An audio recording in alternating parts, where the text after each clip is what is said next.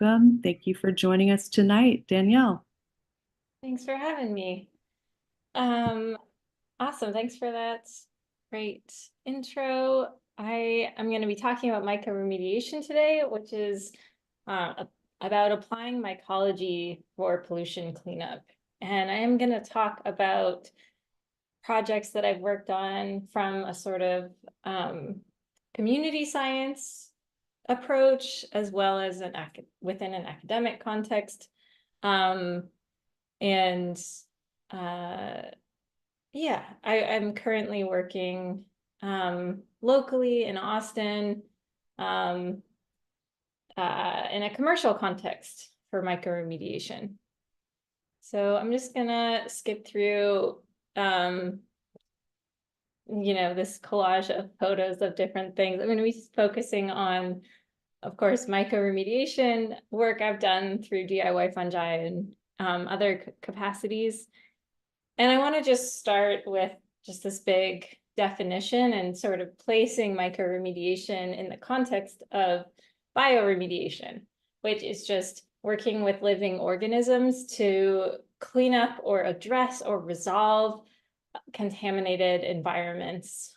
So there's three different main types of bioremediation. There's phytoremediation, which is working with plants to clean up contaminants.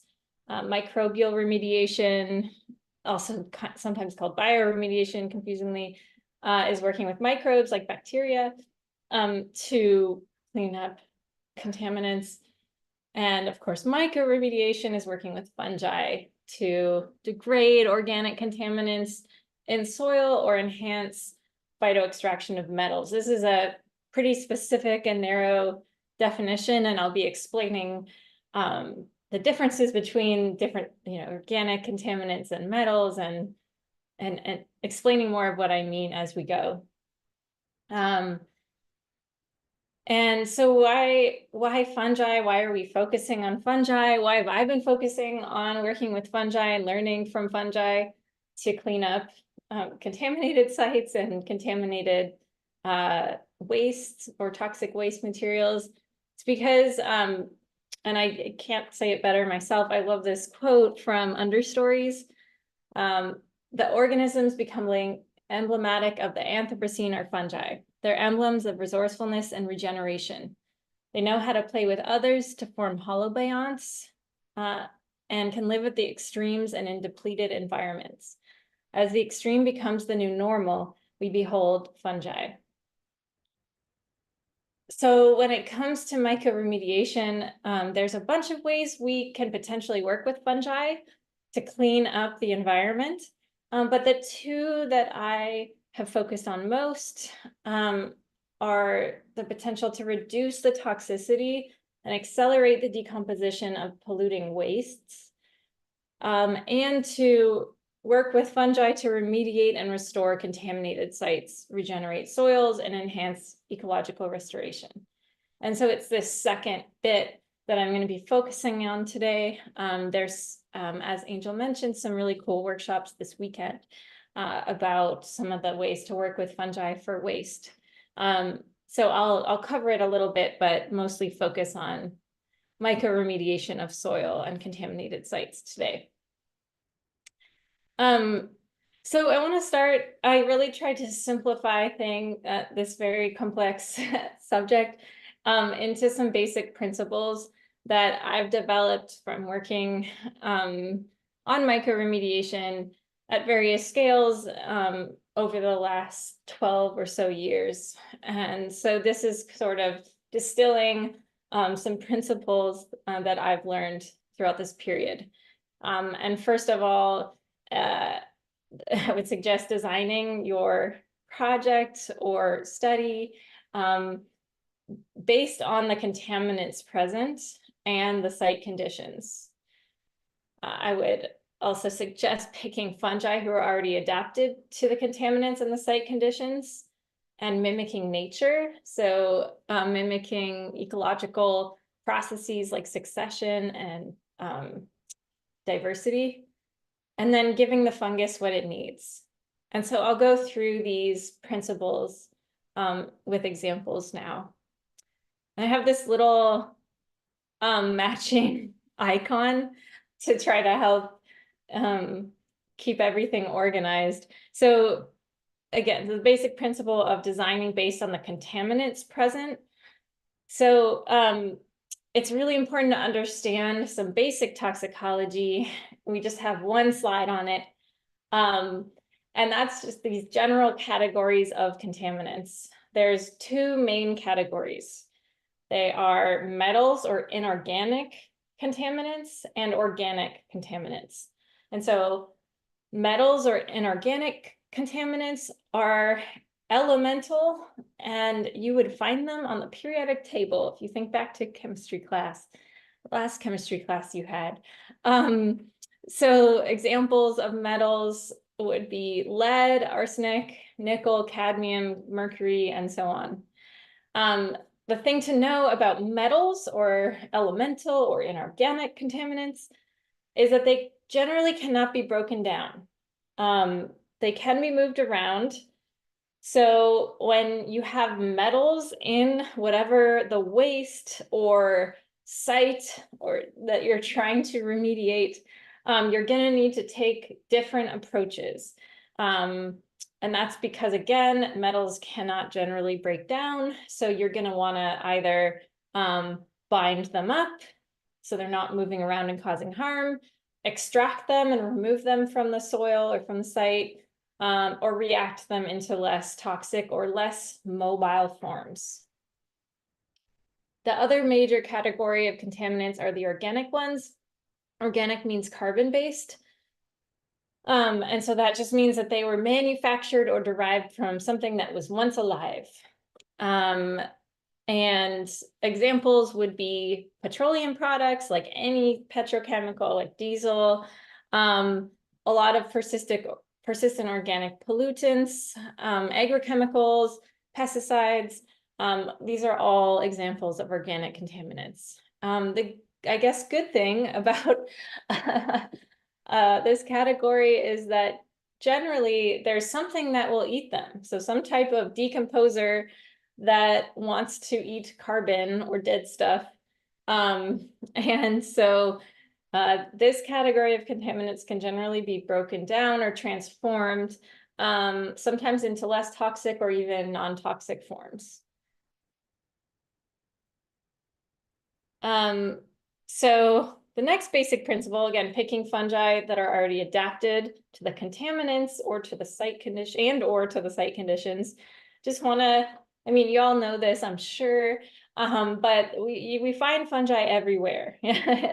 So just about any piece of waste that you want to remediate or clean up, from trash floating in the ocean to electronic waste in a landfill or recycling facility or whatever, to every type of contaminated site, all the way from Chernobyl, like these melted down nuclear reactors, to pure tar sands.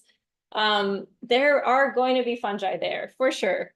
And so typically that's the best place to look for fungi that are adapted to the contaminants that you're trying to address and can tolerate the conditions, right? So contaminated sites and landfills and stuff, these are really harsh areas.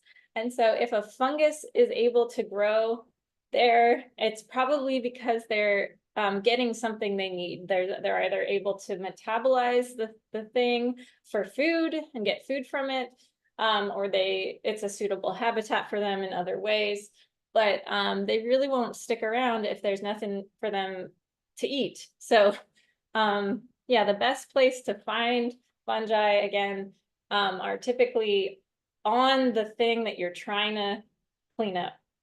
And so for the super nerds like me out there, I have some examples of this will come back later. So just yeah, what kind of fungi, you might be wondering, are showing up in these really wild toxic conditions. tends to be, we see the same kind of fungi. So we see a lot of melanin containing fungi, melanin like we have in our skin. Could go on about that. It's super cool. These are generally in the Ascomycota. So you see that both in plastics floating in the ocean and in Chernobyl, there were cladosporium species found. And then we had Aspergillus species found in the electronics waste. We had a trichoderma. It's a different one than mushroom cultivators despise, but you might notice these are all really common like molds, and there was some leaf litter degrading fungi found growing on plastics floating in the ocean too. But yeah, super cool. Okay, so then now like mimicking nature and giving the fungus what it needs, I want to go through some of these different categories of fungi based on their ecological role. This is how I tend to approach this work of mycoremediation. I think about ecology. And so some of you may be familiar with these categories. They're somewhat helpful in terms of at least conceptualizing how succession may proceed in a system, and conceptualizing how you can give the fungus what it needs, right? But of course, these categories get really blurry and a lot of fungi move between them, or defy them altogether. So I'm going to go through these ecological categories and then how that ties into their remediation potential. So we have the decomposers, right? AKA soil makers. These guys break down dead stuff, mostly dead plants, mostly cellulose or lignin, using extracellular enzymes. We have the parasitic fungi. I call them the population balancers. They eat living things. I'm including them because actually there's some parasitic fungi that are pretty good in remediation, strangely, or maybe surprisingly. Then we have the endophytic fungi. These guys live inside of plants, not just in the roots, but can live in all the different tissues of plants, and do not cause disease. They in fact help plants grow. And then the mycorrhizal fungi, the plant root associated fungi, calling them underground plant friends, that we'll talk about, but that they get their food from trading with plants to get their sugar and carbs. So now linking that into remediation, actually, can anyone, what do you think decomposer fungi are going to be most helpful with, metals or organic contaminants? Want to just shout it out or type it in the chat, I guess. Organic. Yeah, Jennifer got that too. Nice. Yeah. So because in nature they eat carbon, right? They eat dead stuff with their enzymes, and so decomposer fungi are the ones we turn to typically for dealing with organic contaminants. Endophytic fungi also can act as decomposers of organic contaminants, while helping plants grow as well. So they can be linking back to that bigger picture of bioremediation. Endophytic fungi can support these mixed strategies where we work with plants and fungi. And then mycorrhizal fungi can enhance phytoremediation success. So again, they're plant associated and they connect through the roots. And so some of the studies I'll be talking about also employed mycorrhizal fungi to try to see how that could enhance phytoremediation success by helping plants grow in these toxic soils and potentially helping the plants remove metals. Why do you think plants are potentially helpful at removing metals? Any guesses?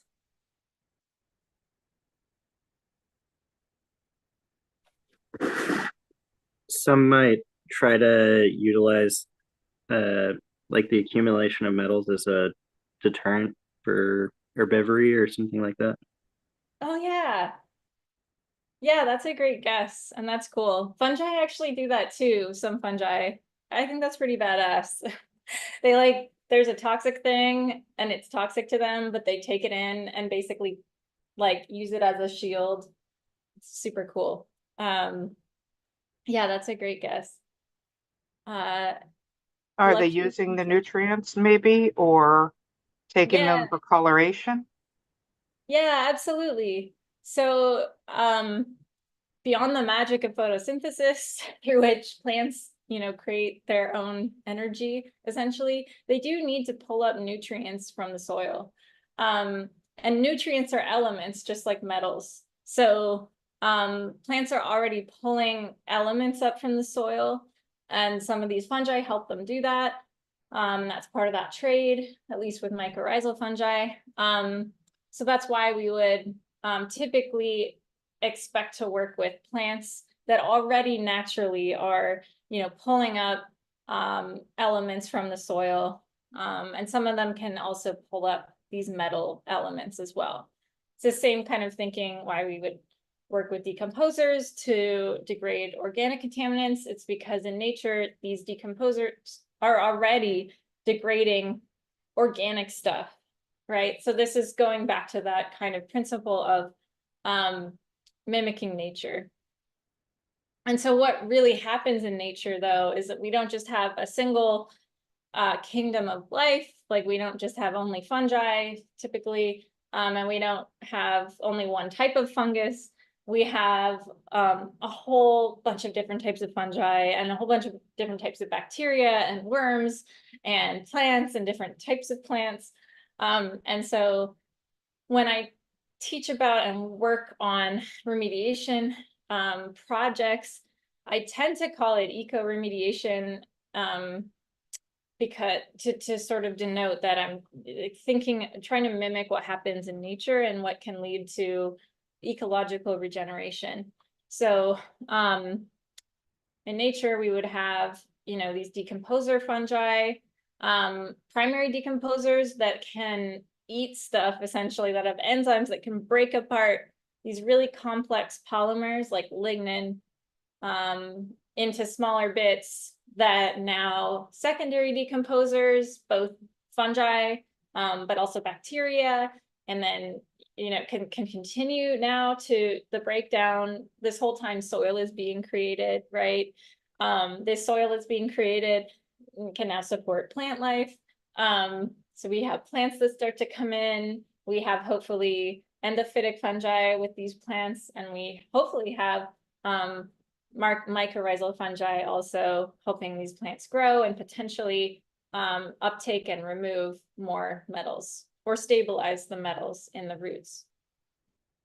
So the most successful remediation projects I've seen mimic ecological cycles and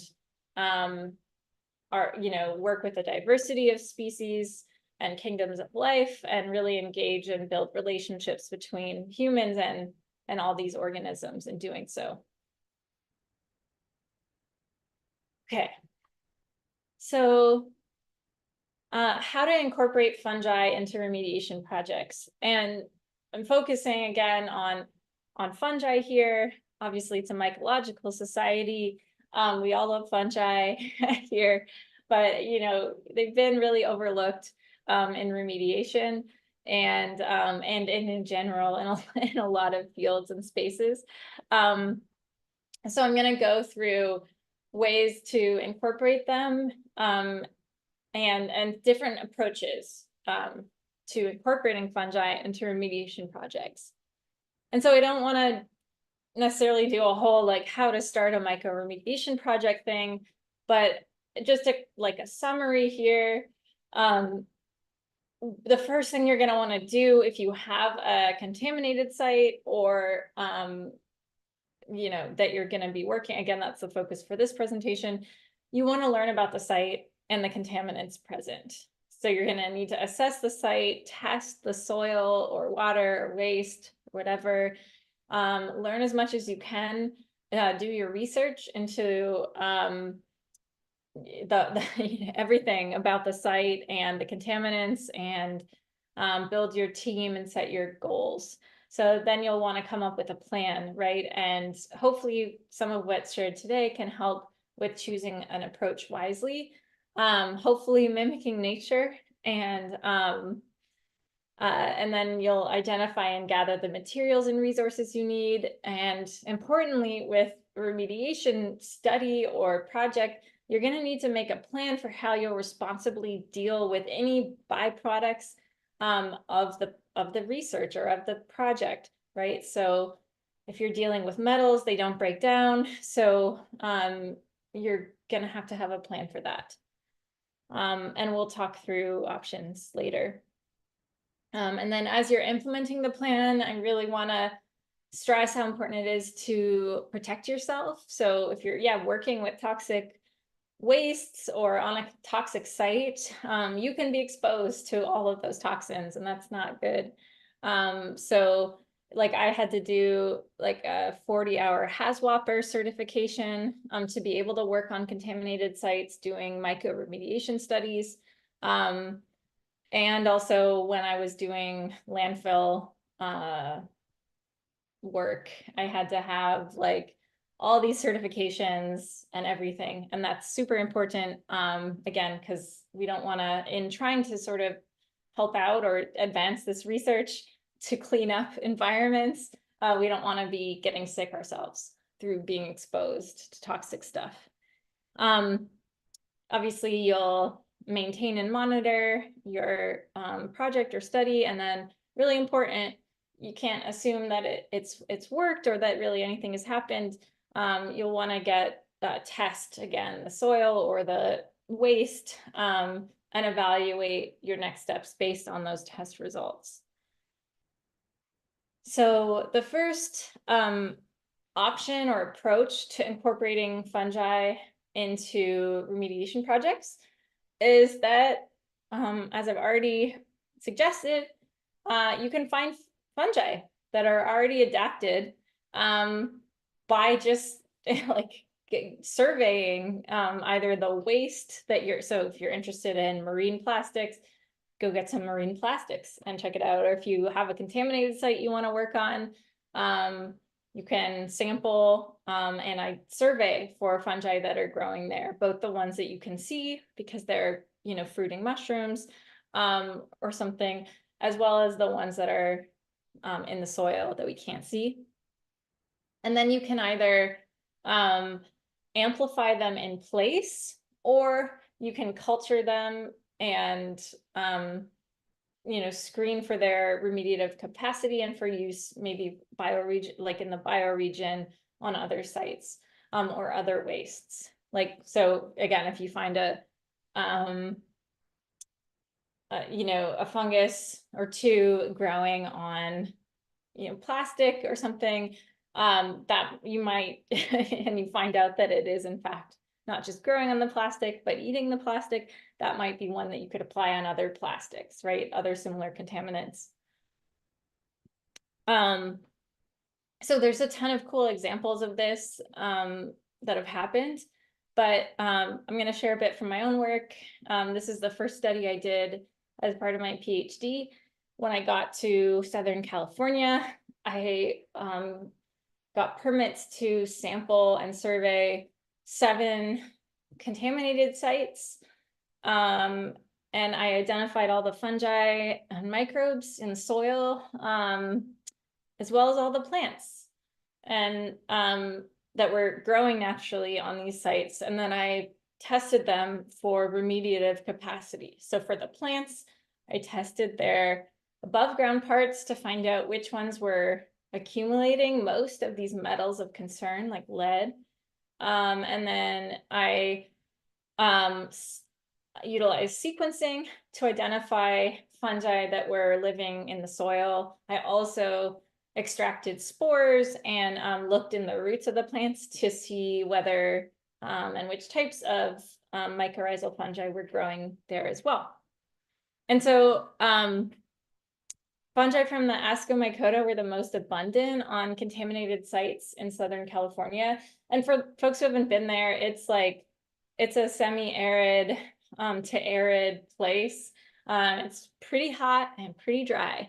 And these sites were very contaminated. So it's pretty amazing that these fungi and plants and all of that were volunteering, we're finding ways to live and thrive on these sites.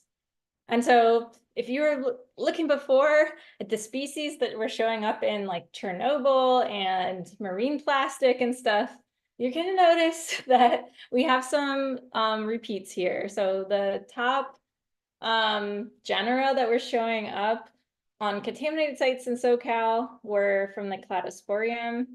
And then we had Alternaria. So these are those melanized fungi, super cool. A lot of these top ones were also salt tolerant. And it's kind of cool. So if there's a question mark beside it, that means it hasn't been tested yet for bioremediation. There's a little clipboard that means it has and been found to do cool remediated things. So I guess exciting takeaway here. In addition, you can see most of these fungi are extremophiles. They're like stress tolerant, salt tolerant, all this stuff. They were growing on contaminated sites without any water or anything. And many of them have not yet been studied for bioremediation. So it's this type of method is a cool way to identify new species that might be good potential mycoremediators. Another approach that you can take, this can follow from the last approach, or you can basically just select, do a literature review, see what species of fungi are known to be good at eating or dealing with the contaminant of interest. And then you can acclimatize it to be more efficient or rapid at metabolizing or tolerating that given pollutant or food source. And this can occur with both metals, which again, they won't be broken down, but the fungus can become more able to tolerate higher and higher concentrations of metals. And you can do this with organic contaminants so that the fungus, if it will eat that contaminant, it gets sort of faster at doing that. So this picture here is not from my own study, but it's a trichoderma, a green mold that actually, with increasing exposure to arsenic, started producing more and more spores. It's very cool. And then this is one from my own studies. I was acclimatizing a Pleurotus to a particular bike lubricant. Yeah, and then I just have a couple quick examples of then projects where I worked with this approach of identifying a species I knew or suspected could be capable of eating a waste that I was connected to, and then sort of worked with it to increase its speed and ability to do that. So that this is from a shop I did with project I did with a community bike shop, working with these digesters to degrade their lubricant soaked rags and boxes. And then this is an example where I use this approach also to deal with textile waste in collaboration with the artist Minga Chavez.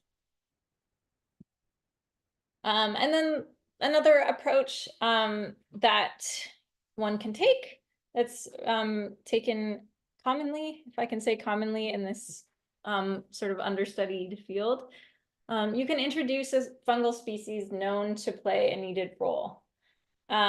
So, for example, like oyster mushrooms are a decomposer fungus, a white rot decomposer that has been found to be able to degrade complex organic contaminants like diesel and polycyclic aromatic hydrocarbons. And so this picture is from the study you might have heard about in that Paul Stamets TED Talk, How Mushrooms Can Save the World. So this was soil that was contaminated from with diesel from a State Department yard. And then another example, well, I guess they're known. So arbuscular mycorrhizal fungi are this subset of mycorrhizal fungi, the ones that help plants grow, connect through plant roots. There's been really paradoxical reports about how they can help with phytoremediation, like hundreds and hundreds of studies, some showing that when AMF are present, they help the plant extract more metals from the soil. And then other studies showing that they sort of protect their plant partner from metal uptake. So, and reduce metal uptake. So super interesting paradox.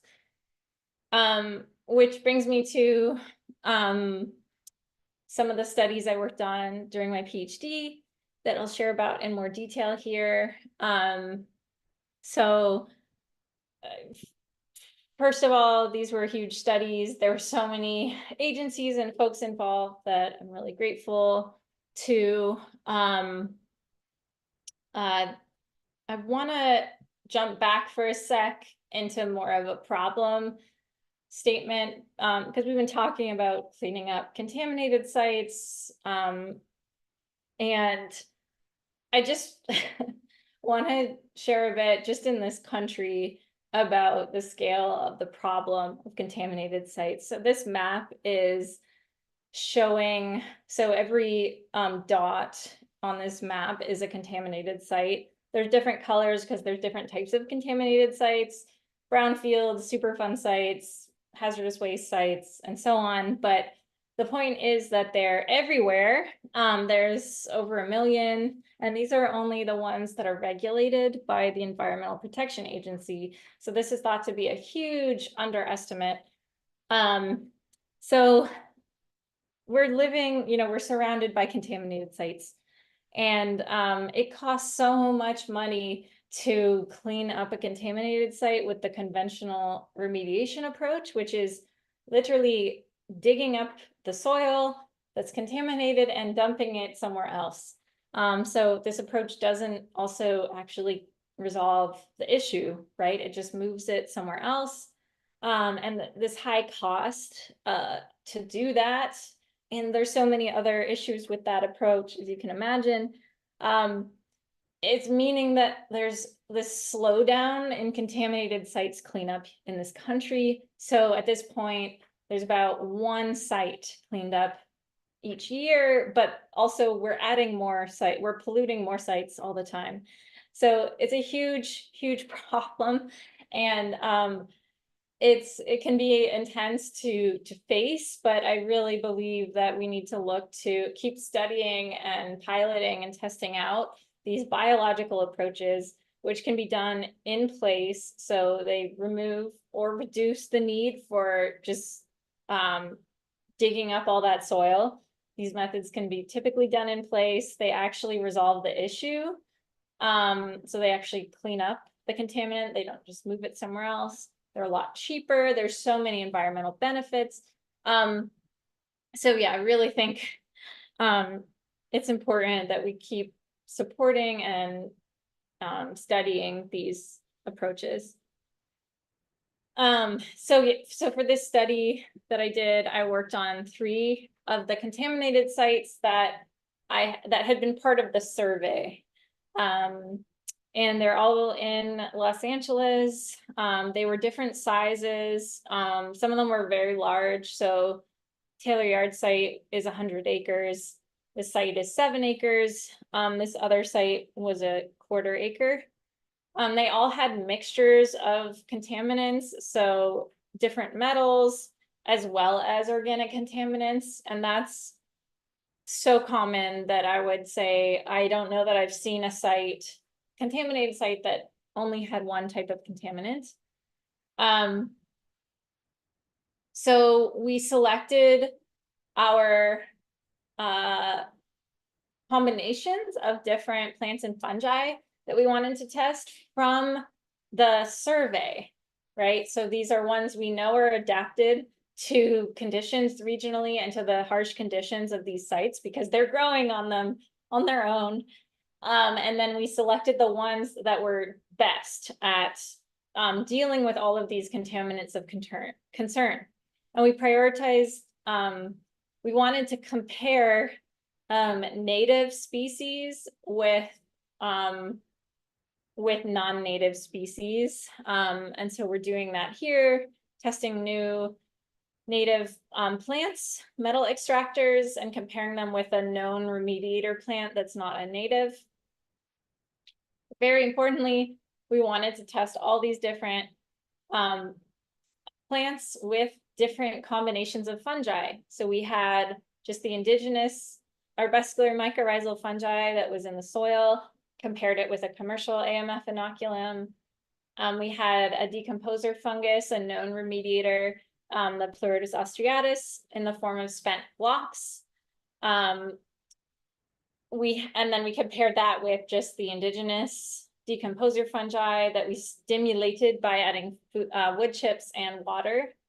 And then we looked at both the Pleurotus austriatus and the AMF together. All of these were tested in every possible combination. And then we had 2 different soil moisture regimes, and that's because Southern California is, again, a dry place. It's been in a drought for a long time. And so we wanted to see how bioremediation could perform like without any water. And we ran it as a scientific study with lots of replicates. It was massive. And so I'm gonna now jump into sharing some of the results. I should say how long we ran it. This study ran for 12 months. So it's not a very long time. And what did we find? Well, with regards to the metals of concern, we found that plants and fungi reduced metal concentrations in soils when we compared treated plots to control plots that had no treatment. I'll just explain what this figure is showing. So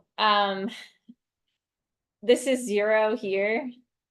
CR is chromium, ZN is zinc, CU is copper, AS is arsenic, CD is cadmium, and PB is lead. So these are our metals of concern.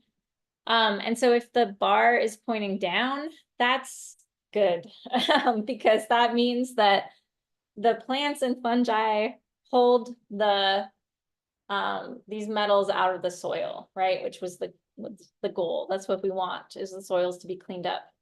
So the dark gray bars are showing the treated plots that are all pulled together for this analysis. And then the controls are shown in the lighter plots. So you can see that for all of these metals of concern, when we treat it with these combinations of plants and fungi, there was a reduction in the metals. That's great. I'd be happy to go into more of the details on that. Something that's kind of wonky that we observed was that actually in some of the control plots, there was actually an increase observed in metal concentrations that was only observed in control plots. And so, yeah, I'm happy to share my theories about why that could be after. So, I mean, the main thing for this study is that when we applied these treatments with plants and fungi, there was a lot that the metals were reduced in the soil. And so there were 3 sites that we studied. One site had actually over a 50% reduction in lead. This is one of the, I mean, you've probably heard about it. Lead is a huge concern. It's in soils everywhere, super toxic and especially harmful for children. So it was a really big deal that in just 12 months, treatment with plants and fungi reduced the soil lead concentrations by 50% at one site. 2 of the sites experienced about a 1% reduction in lead, a very small but statistically significant reduction in lead during the 12-month period. That's similar to what's been found in other studies. Yeah, just lead's chemistry in soil means it's really hard to pull out of soil. That's why it's such a concerning metal, because it's so toxic, it's so everywhere, and it's really hard to remove from soil. What factors explained the soil metals reductions? Differences between the sites was obviously huge. The plant type, what mattered. Irrigation mattered. So as we would expect, when there's irrigation, there was more growth for the plants and fungi, and more removal of metals. And the fungal treatment also was significant in explaining these soil metals reductions. We did find that the addition of the arbuscular mycorrhizal fungal inoculum increased plant survival and biomass. I can talk more about that. I know there's considerations, but I will say I did test all of these soils for mycorrhizal spores, and they were present in very, very low concentrations. So contaminated sites like this might be a space where adding inoculum makes sense too. It would just take so long for those populations to rebuild themselves in the absence of like supportive conditions. Yeah, and so I guess this is getting into the really phyto stuff. I'm not sure how much people want to go into this. I think it's really cool because metals, if you're going to work on remediation, even of wastes, you're going to be dealing with metals. And so you're probably going to want to include plants at some point. So I'm going to try to go through it, not too fast, but also not in too much detail. We can circle back to it if people are really interested. But all I will say is that there's different things that matter when you're working with plants to try to clean up soil for toxic metals. And one of them is just the overall, how much of these metals are these plants taking up? That's the bioconcentration factor. The other thing, if you're trying to clean the soils, like remove the plants and then remove the metals from the soil, it's really important how much, not just the plant takes in through its roots, but how much it then sends those above ground. And that's called the translocation factor. So I was so curious about this paradox. This is kind of what led to my PhD in a way. I just was like, how can there be so many studies showing these opposite things? You know, that these arbuscular mycorrhizal fungi sometimes enhance and sometimes reduce metal uptake in their plant partner. So I wanted to test it, and here's what I found. So I found that the level of AMF colonization, so not just like, was it there or not, but I actually stained the roots and did microscopy on like thousands of plants. It turned out that how much the AMF had grown through the root, basically, was really important. It was a really significant predictor of how much the plants had taken up the metals. And this was different by metal. So, and in some cases by plant. So, for the most part though, at the highest levels of AMF colonization, there was highest uptake of lead. Again, this most concerning element that we really want to remove from soils. So I thought that was really interesting. This is a complete surprise to me. I had tested all these different ways of applying these spent blocks, including a sort of mulch treatment, like just mulching it on top of the plots. And I didn't expect that the oyster mushroom would really do anything, especially as a mulch, with regard to metal uptake in plants. But it turned out that mulching with these oyster mushroom spent blocks significantly increased lead uptake in plants. So that was kind of a cool finding. And so what happened to the organic contaminant concentrations? So this picture is showing, you know, my like rental van full of spent blocks. This is a diagram showing the main, what we considered mycoremediation treatment, where we actually did these trenches and layered contaminated soil with bit of wood chips and then the spent blocks all broken up. And this is a picture. We buried an aquarium to be able to see what was happening underground with this. And it was really cool to see just how quickly the mycelium grew through the soil, yeah, through the soil in these entire huge plots. So here I'm also pooling. So I'm just comparing, like pulling together hundreds of plots that had the Pleurotus austriatus spent blocks with the wood chips and irrigation layered as shown in the previous diagram, with the controls that had no treatment. And I'm showing in blue the concentration of the total petroleum hydrocarbons before, and then in orange is the concentration after. And so for this, I pulled together data from diesel range organics, gasoline range organics, as well as solvents and polycyclic aromatic hydrocarbons, to just look at, okay, for all these different types of organic contaminants, how do these treatments work? And it's pretty amazing. This is showing after the 12-month period, but we have data from 3 months that showed a greater than 50% reduction across these organic contaminants with treatment. And then after the 12 months, we saw a 99.75% on average reduction with treatment. And so it's also interesting, it just happened that the control plots started out with lower starting concentrations for these contaminants.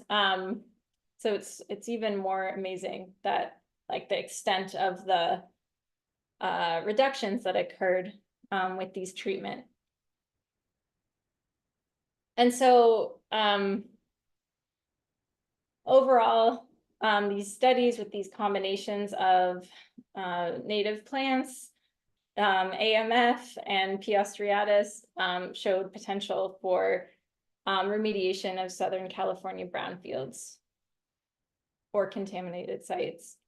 And so in future work, I mean, there's a lot, I took away like multiple slides for future work here, but it would be great to test these best combinations, what we found work best over longer timeframes, and explore further means of optimizing, and then explore options for recycling the metals that are extracted via plants.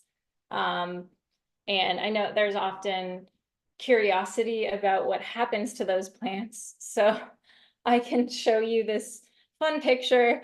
I can tell you what usually happens, what I usually do with plants that have been worked with to pull up metals out of soils. But I'm also doing some fun art projects with them. But what's happening in this bin is what I'll commonly do, which is you just harvest all of the plant biomass that has pulled up the metals, and you stuff it all into garbage bins or bins that don't have holes, and you put the lid on, and it'll turn into sludge.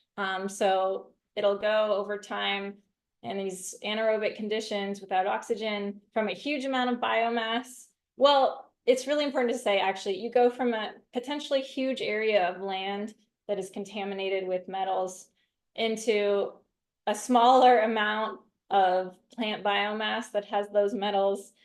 And that all becomes a really, really small amount of, a much smaller amount of sludge that has concentrated metals that can sometimes be extracted and reused, or can at least be then contained and treated as a hazardous waste. But there's a lot of potential here to explore alternative treatment methods. Incineration is also used, controlled incineration is also used for the same reason, to transform a large amount of plant biomass into a small amount of concentrated ash. I think there's a lot more we can develop here as hopefully these methods become utilized more broadly to clean up these huge amount of contaminated sites. And so I just wanted to briefly end on, so going from this very academic studies, scientific studies into mycoremediation. I just talked about a couple of them. But I shared a bit about some more community science and collaborative projects that I've worked on. And I wanted to end with some of the like full-on just community science projects that we've been exploring in partnership with a university and the Compost Education Center up in Victoria, Canada. And I wanted to share this as an example too, that like, you know, if you want to do mycoremediation research or remediation research, but it's hard to access, you know, funds or whatever, to be able to do all the testing that's required. A really good option is to partner with a university as a community partner. And so that's something I did here. I set up the Healing City Soils program.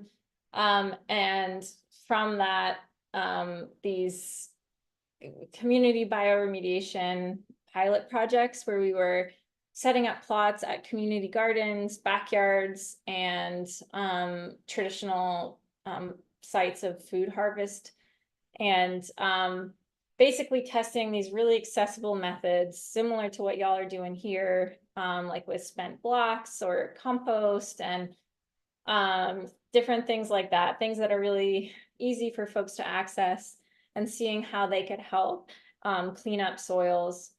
So we're still running a bunch of these pilots, but we did produce a free fact sheet online with some of those findings. They're very geared to, I think they're broadly applicable in terms of like the concepts, but everywhere I work, I tend to, you know, follow those principles that I shared earlier of like identifying local species that can, that are already growing here. And so yeah, this one's geared towards like Pacific Northwest Canada, but you might want to check it out. And I wanted to end by just sort of suggesting some further barriers and gaps, and or like more positively framed opportunities in mycoremediation. So yeah, first of all, so far research is mostly focused on white rot fungi, and it makes a lot of sense. But like we saw in some of my study results and the ones, you know, of the types of fungi that we're finding in the most toxic places, they tend to not be white rot fungi, actually. They tend to be, you know, leaf litter decomposers and like mold and stuff. So there's definitely an opportunity to explore a greater diversity of fungi in remediation. Yeah, I mean, I've worked a lot with the spent blocks, and I know this society does too, which is awesome because it's actually a huge barrier, like getting enough mycelium or inoculum. If you are going to use the approach of introducing a known remediator species, it's really hard to get enough inoculum, which is another advantage of, again, drawing from the waste stream or just amplifying what's already present on these sites.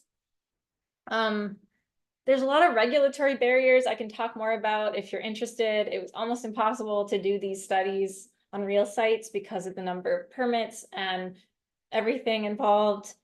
It's a whole other story. And we really need more field studies. In general, there's really only very few field studies that have been done on real contaminated sites or in real landfills. What I mean by real is just like outside of a lab. So lab studies don't compare, like don't end up giving us much that's helpful in the field. Again, these sites are so harsh and so toxic. And so typically what worked in a petri dish in perfect conditions is not gonna work the same way in the field. So we need more field studies, especially in regions that haven't been studied as much, like dry places, cold places, really hot places. And then we need to like keep sharing with each other and developing courses and trainings and opportunities for people to learn about this stuff. I don't really know many places. I mean, I wasn't able to go like study this in school. I sort of, developed this PhD within an environmental toxicology program, but I didn't have direct mentorship around the mycoremediation part. So that's another gap, right? We need to keep sharing with each other and creating opportunities to learn about this stuff, especially what didn't work. Really want to advocate for sharing stuff that didn't work, just as valuable as what did work. So with that, I'll wrap up and thank you for coming and see if people have questions. And I'll put up my contact info here too, if you wanted to follow up with a question or something. All right, that was great. Thanks so much. So let's take a few questions from the Zoom, and then we'll do trivia giveaway. So there was a question about the Myco Apply, the AMF booster. Is that something that's commercially available? Yeah, it is. They actually donated that inoculum for this study, but it's not too expensive. And I forgot to say the justification, but I was comparing, right, like native, like just amplifying the fungi and plants that were already on these sites by adding like water and wood chips and like stuff like that with these different inoculums. But even though I ran a spawn business for over a decade, I didn't produce the inoculum myself. And that's because I really wanted this to be replicable and accessible.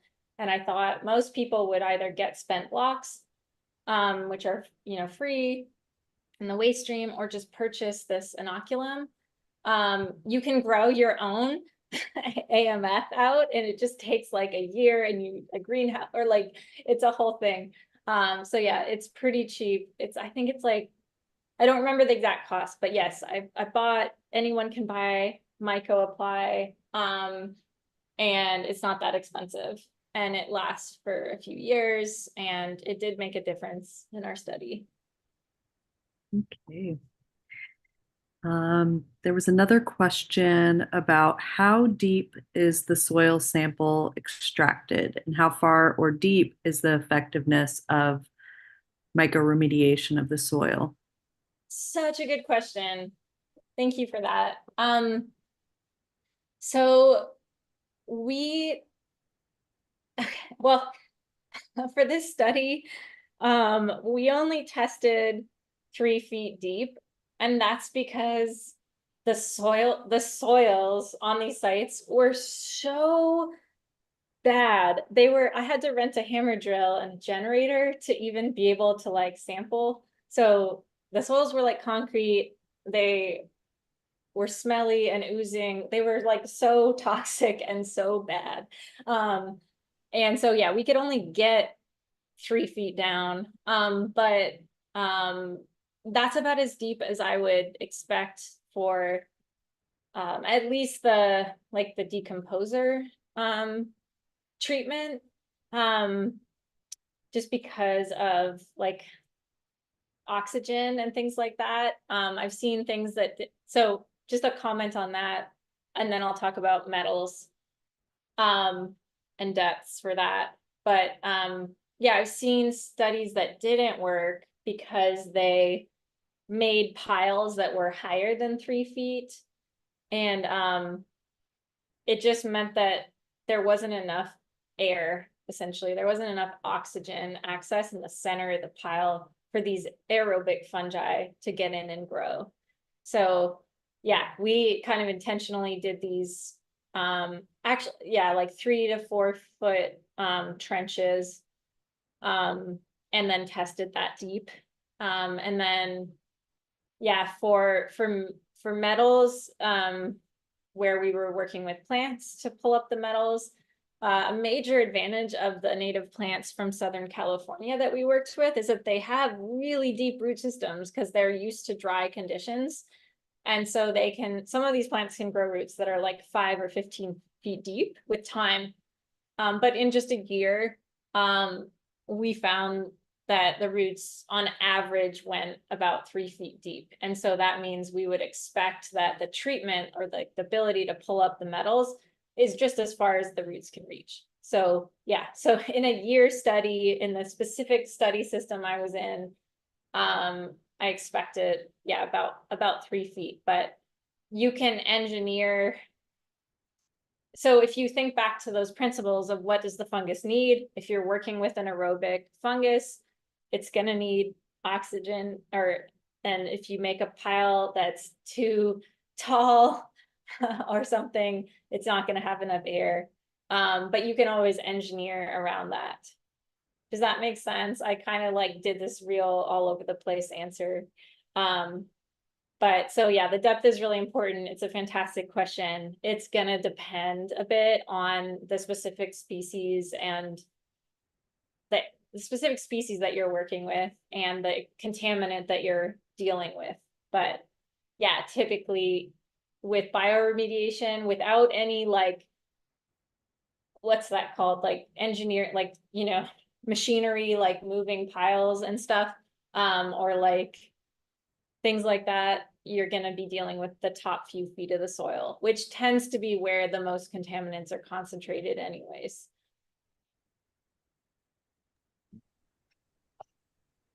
Hey Danielle, can you hear me all right?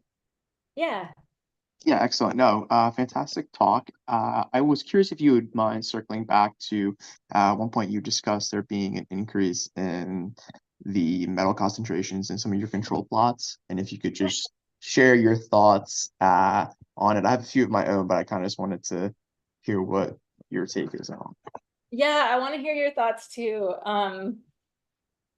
Yeah, so I found a bunch of papers discussing, especially from like really hot and dry places, discussing how essentially water movement, like evaporation of water from the soil, can pull metals to surface soils. So I found papers on that. My committee didn't find that to be like compelling. But the only source, like so we meticulously removed like every part, like the roots, like every part of all the plants and everything that we grew in the study. And again, it was only seen in the control plots. So I I can't think of any possible source other than metals being pulled up through evaporation or from the irrigation water. But I didn't really find evidence for that. Yeah, and so another thing that I found, if you read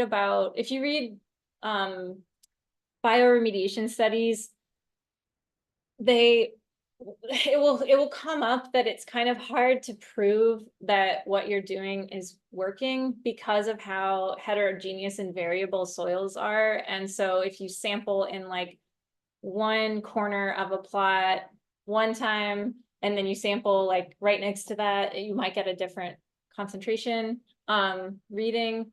So these are all possibilities, I suppose, but yeah, we only saw it in the control plots. So and we're talking about, I don't remember how much, like, so there were 3 sites, and we had there was a total of almost 600 plots. So, and the plots were quite small. So like the spatial area that we were sampling is so much finer than, and we, you know, we were taking through, yeah, anyway, so I don't quite know how to how to make sense of it, other than it's possible that the metals reductions we saw are even greater potentially because of these sort of unexplained potential sources of metals, or even like that even with the variability in the sampling, still these treatments were effective enough to still produce statistically significant reductions, even with all the heterogeneity and all these other things. I don't know. Sorry, I basically don't know, but those are some different ideas, and I would love to hear your ideas or thoughts. Yeah, no, I appreciate that. My thoughts were kind of what you just covered at the end there, dealing with the spatial distribution of everything and like just where the samples were collected, and yeah, dealing with things like that. You pretty much hit that for me, but no, I appreciate you going into that a bit further. Again, thank you for your talk. This was fantastic. Yeah, my pleasure. I will say too, like for folks who have done studies, like, I mean, we worked with the regulatory agencies to ensure that these results would be like taken seriously and applicable. And it was wild, like just the the amount of samples that you, yeah, it's a lot. It was a lot of samples to take again, you know, again and again, in really hard conditions, and so much more than like a typical site investigation. Like if you're, I've seen a lot of site phase 1 and phase 2 assessments of contaminated sites, and they'll have like 10 samples of a 7-acre site extrapolated over, you know, the whole area. So yeah, you can imagine, like, it's a pretty fine, we were sampling every 2 feet, like 3 samples within these 2 by 2 foot plots, of which there were hundreds in the, you know, it was I'm just trying to paint a picture of like how much sampling that we did, so how sort of significant it is that it was really just like the controls that had this thing going on.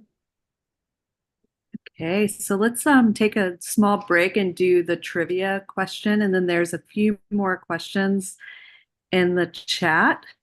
And we can have people come off mute too if you want to do that. So yeah, so let's do this giveaway. We have a lion's mane capsules from Mushroom Revival. And I'll just need if you so the first person to answer the correct answer in the chat, I will just need you to email me your address and I will get it mailed out to you, or I might come visit your house if you're my neighbor and drop it on your doorstep. So yeah, so everybody get your QWERTY keyboards, get ready.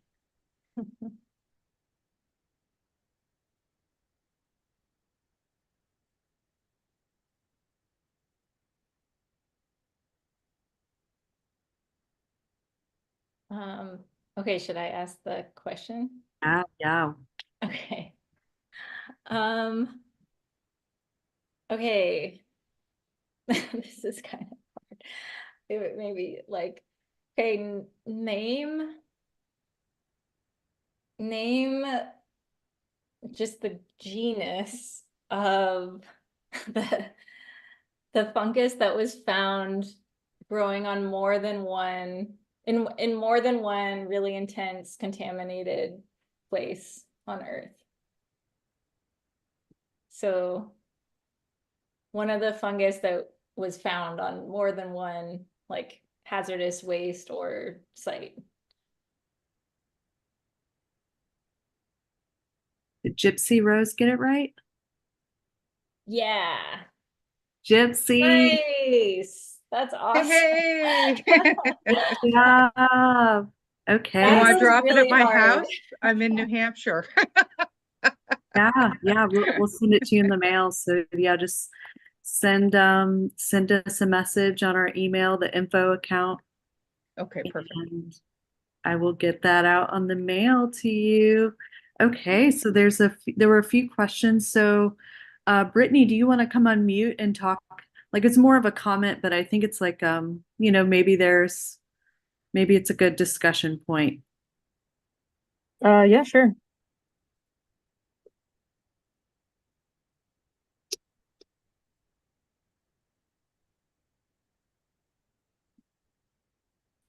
Yeah, so Brittany, so she just finished up school. Do you want to go ahead and just kind of share what you shared in the chat? Yeah, I just finished. Are y'all able to hear me? Yeah, Sorry. we can hear you. Okay. So I just finished an environmental remediation course this last semester, and I've already had kind of this like special hobby in growing mushrooms and have kind of been thinking about the applications of it beyond just growing it for fun, for food. And I sense that there's like a lot of untapped uh territory, uncharted territory, and this sort of thing. And I just kind of wish I lived more in an area where this was more accessible. I'm in San Antonio, so we don't really have a whole lot going on like that. But I don't know. I guess would like to know like how could I get involved in that in school?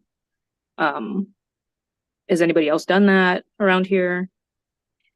Yeah, and Brittany, have you been involved with the folks in the meme lab? I know Dwayne, he's been teaching classes there too. I know it's not in the institutional spaces, but it's something that we're just starting to get going.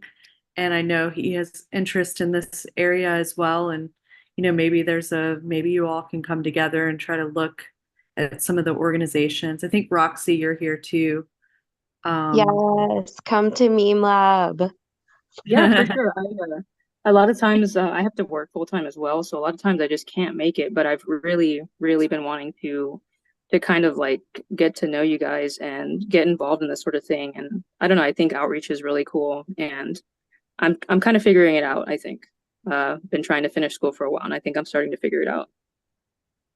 Yes, and we're hoping to get a live stream going too, so we can at least have recordings on some of the classes. It's not going to be such a formal class environment, but at least, it'd be like watching a Twitch stream or something, Oh, playing this is games, really cool. petri dishes in the lab. So that's something we're working on too. That way, people that can't come on the dates, the second, and I just want to note second and fourth, third Tuesdays of the month is Meme Lab at Gardopia Gardens in San Antonio. And maybe, do you guys want to plug any other things you guys have coming up? Like next Yeah, day? yeah. I think like microremediation is everything, and it's something we're really interested in exploring in the lab. So like if anybody has any inspiration or any like ideas, it's totally welcome. And it's a great environment to just like ask questions, make observations. We have some really cool like plastic eating fungi in the lab. And next week in the lab, we're going to be like just uh, cloning some of our native reishi for potential bioremediation with the ligustrums, like to inoculate some ligustrum trees. But that's going to be next Tuesday. Love it. Yes. So Chris Garza, do you want to share your questions?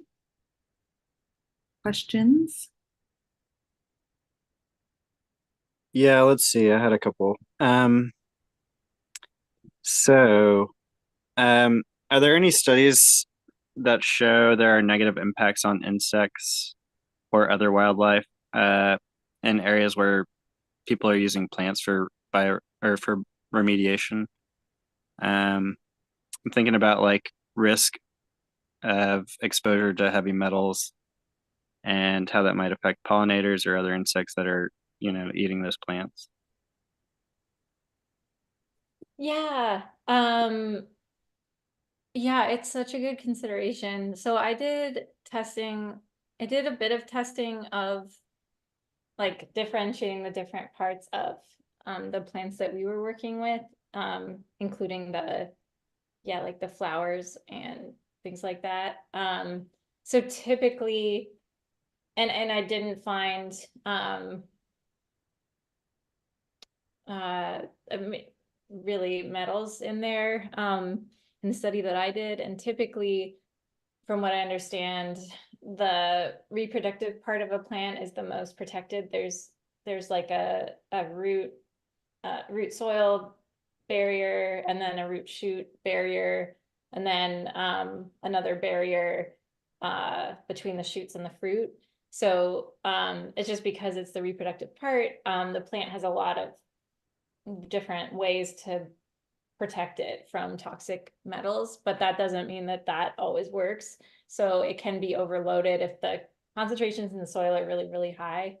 It is a possibility. I think it's really important that it keeps being studied as these studies are pursued. But in terms of impacts on other soil life, it tends to be quite positive. And that's sort of anecdotal, but it was profound. It's been profound to me working on these studies over the years and seeing like these soils go from like I can't even stick a shovel in, and they're like they smell like oil, and there's not a single visible like soil invertebrate or anything. And then over time with these fungi and plants, you start to see a lot of life come back in the soil, and that's really cool to see. But yeah, in terms of pollinators, really important to test. And I haven't seen it be an issue yet, but it can really vary depending on how contaminated the site is and the plant. So we should keep testing.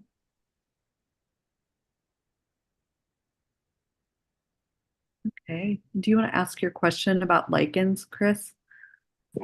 Yeah, I guess I was also wondering, lichens have it's not quite a plant component, but an algal component and a fungus. So I was wondering if maybe those have ever been found on contaminated sites and if there's potential for them to help out in any way. Yeah, I haven't seen them I haven't seen them on the sites I've worked on, but I have seen studies about uh, uh, lichens as sort of more as a bioindicator of toxicity. So meaning that they're like, I think maybe you or someone said this, they can be more sensitive to it. And so, they can indicate then like how toxic the conditions are on a site. But I haven't seen studies of them where people intentionally try to work with lichen for remediation. Maybe just because they're slower growing, or I'm not sure. I'm not sure why. I haven't seen studies on that. Maybe I missed them, but it is interesting. I mean, a lot of the fungi that tend to, I mean, we're identifying new remediator fungi all the time. So, but it seems like a lot of them evolved from lichens. So, and that ability to like demineralize rock, like and produce enzymes that can do that, it can be sort of called upon again in these enzymatic toolkits that can take apart really hard stuff to break down. Okay, CW, you have a question about tilling. You want to unmute and ask that one? Yeah, I was just curious if the risk outweighs the benefits if you were to till the soil before you did the remediation efforts on it. The risk of making the contaminants airborne instead of dry dust or something like that. But you mentioned the aeration being an issue also for it, so I was just wondering if that's ever been tried. Yeah. Yeah, certainly. I mean, bioremediation is like agriculture, right? I mean, you're trying to grow plants or plants and fungi or just fungi or whatever.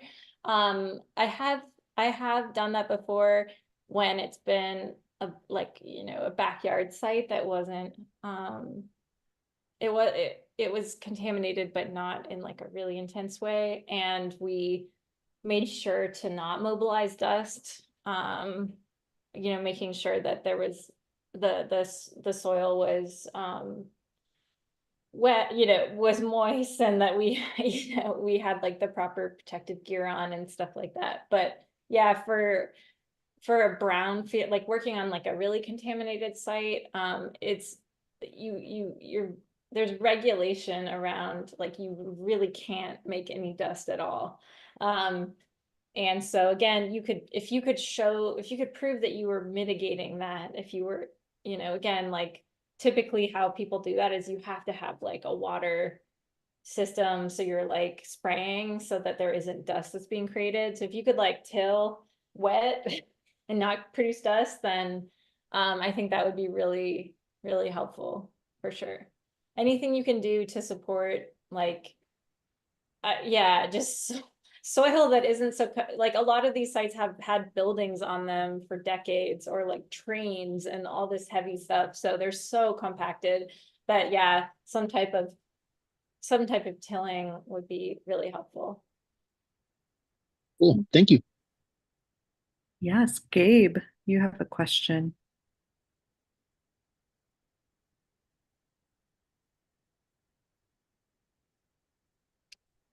You want to come unmute, or I can ask it as well. Um, yeah, so he was wondering if there is any literature about endophytes to promote more robust phytoremediation that you can recommend. Yeah, there is some studies about that. Also, at a conference recently met this what were they called? I don't remember what they were called. But yeah, there are companies doing endophyte assisted phytoremediation and doing some neat pilot studies and showing some really good results for mostly they're focusing on organic contamination and like even in some cases groundwater cleanup with trees that have been inoculated with endophytes. But what's interesting, yeah, sometimes there's also endophytic bacteria. And so sometimes, anyways, yeah. So there's some literature, there's some neat pilot studies that I've seen on that as well. And everyone I talk to who's working on it wants to meet more mycologists to do like incorporate more fungi, because yeah, I think studies that, yeah, they've been pretty focused so far. Okay, well, I think that's the last of the questions. Does anybody have one that they just want to unmute or raise your hand and ask? But lots of great questions, everyone. It's been a really good discussion, talk. Really appreciate everybody's enthusiasm, interest in this topic. Okay. Mark, do you want to go ahead and ask your question?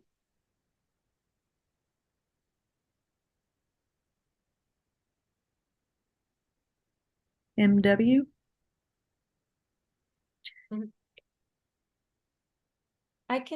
so the question is, can hydro drilling be done to aerate? But I actually don't know what hydro drilling is. But I would assume, also if you're an engineer or something and want to chat, I always like collaborating with engineers, who understand these other ways to scale up some of this work. So Well, I have one last question then. So, did you happen to keep account of all of the samples that were taken? oh, by the LAPD or by I guess okay. because there were so many different agents Oh, involved. oh, sorry. Oh my gosh. I accidentally just revealed an intense thing. Yeah, so I would have to calculate how many samples were taken because we sampled like 600 plots, 3 samples per plot. We then sampled we took samples every 3 months. And we tested those samples for like 15 different things.